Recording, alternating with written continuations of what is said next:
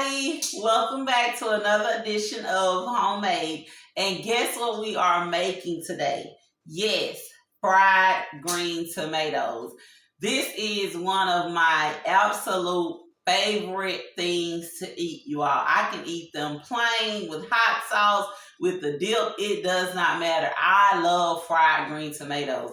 And I got these tomatoes, hear me out, 2 weeks ago. Yes, 2 weeks ago. And the ones that I'm frying today are still green. And I'm going to show you how to keep your tomatoes green for a few weeks.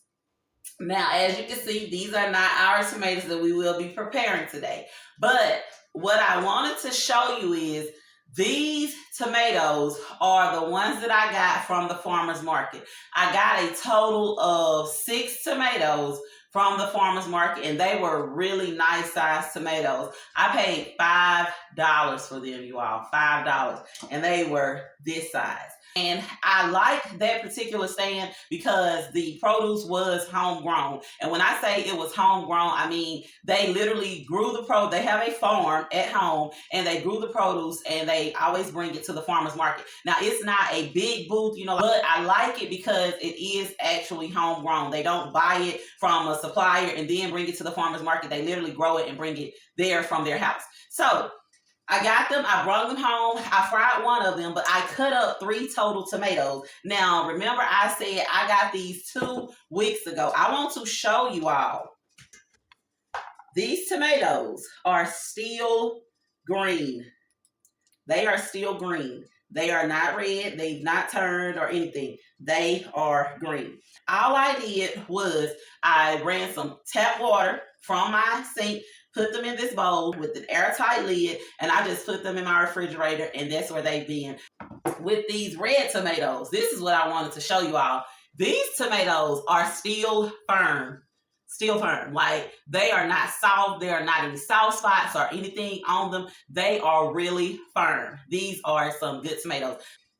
That's why I love going to the farmer's market when I can. One problem that people say that they have is keeping their batter on their tomatoes when they put them in the grease and also when they get ready to turn them. So let me show you what I do. Now, I don't do this all the time. I don't always create a slurry. Sometimes if I'm just doing it really fast, I just use plain cold water. Plain cold water, and I double dip. But today we are going to make a slurry. Now, when I say we're going to make a slurry, it's just basically a batter. We don't want it too thin. That is the key. We don't want our batter too thin. So in this bowl for our slurry, all I did was put 1 cup of flour, and I put, if you can see that red stuff in there, it's kind of started to already get mixed in. But in there, I put 1 teaspoon, or should I say a half a teaspoon of our Cajun seasoning. Now, the reason that I didn't put a lot of seasoning in the slurry is because all of our seasoning is in our batter. We're not going to even season our tomatoes. We are going to take them directly from the water and put them into the slurry and into the batter. Now, these tomatoes are already washed, everything, so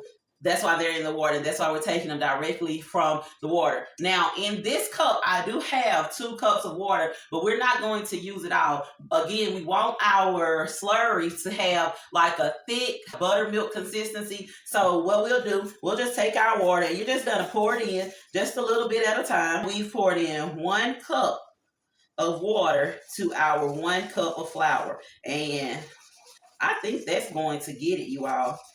And this is the consistency that we want. So I know I'm not going to have to pour in any more water. So it's safe to say we use a 1-to-1 ratio, meaning we use 1 cup of water to 1 cup of flour. Now we're about to get ready to start dipping our tomatoes because I already have my grease preheating on the stove, and it is on low to medium heat. Once we start putting our tomatoes in, or right before we put our tomatoes in, we are going to increase the heat, but we don't want to increase it too high, and we don't want to have the grease so hot when we first put our tomatoes in. What happens is when you do that, the outside of whatever you're cooking, it cooks way faster than the inside. So if you can see, this is the consistency. In our breader, what I used was I used 1/4 cup of cornmeal, and I used 1/2 cup of flour. Now for our seasonings for our breader, We are using 1 teaspoon of salt, 1 teaspoon of garlic powder, 1 teaspoon of paprika, 1 teaspoon of black pepper, and 1 teaspoon of onion powder. And I've already put all those spices in, and I'm just going to give it another quick stir.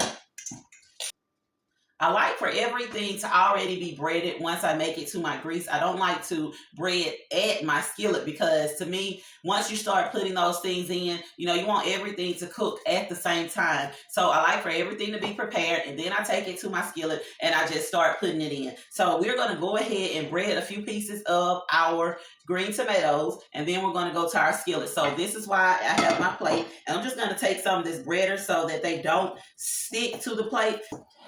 This step is also important. You want to make sure that you have a wet hand and you have a dry hand. And the reason being is because we don't have a lot of batter. So what will happen is if you keep dipping your hand in the wet slurry, then transferring it over to your dry batter, you're going to end up with a lot of clumps. And if you end up with a lot of clumps, one of two things is going to have to happen. Either you're going to have to sift your breader or you're going to have to discard it. So just to keep from having that happen, we're going to make sure we have a wet hand and we have a dry hand. So we're going to go ahead, take out one of our tomatoes, just dip it in the slurry, really good. Tap all of it off, that excess. And we're just going to, and you want to make sure that you are being gentle at this stage with your tomatoes, you all, because you want to keep as much of the batter on and the breader on as you possibly can. So we've breaded 5 of these. We're going to go ahead, head to our skillet, make sure that our grease is ready, and start putting in our tomatoes. We are getting ready to put in our tomatoes that we've already breaded. And as promised, I want to show you how to test your grease to make sure that it is ready to receive whatever you're getting ready to fry. So if you'll notice, I just have a toothpick. Any wooden item will do. So you're going to take your toothpick or your skewer, you're going to stick it in the middle of your grease. And if you'll notice, there are bubbles starting to accumulate around the toothpick. So if that happens, that means that your grease is ready. You want to make sure that you don't let your tomatoes sit on the plate for too long, because remember, we did use a wet slurry and we don't want that to bleed through in our batter. So we're just carefully dropping these in there, and if you'll notice, I'm sitting them down and then I'm letting them drop. Be careful because you can splatter. Sometimes if you're frying these in just a regular skillet, you won't have enough grease in them just for your tomatoes to deep fry. So you'll have to end up turning them, but you just want to keep an eye on them. We have our tomatoes, they are in the grease, they are frying. We are going to let these fry for about 5 or 10 minutes until they're golden brown, and you can actually start to see the crispiness of them. And then we're going to take them out and taste all of this goodness. Our tomatoes are out of the grease, and these are the 5 that we breaded and we fried, you all.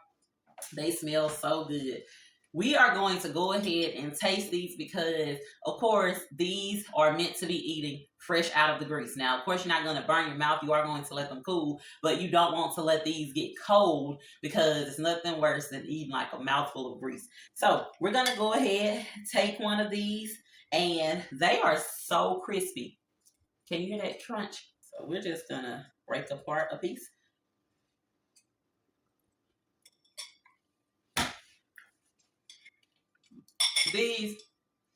These are good.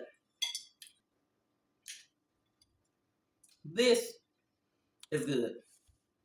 I know I did not say it earlier, but do not forget to like, subscribe, and to share our channel if you want to keep seeing our easy homemade recipes. Keep it simple, be yourself, and I promise life can be so much easier. Thank you for joining me for another edition of Homemade, and until next time, be great.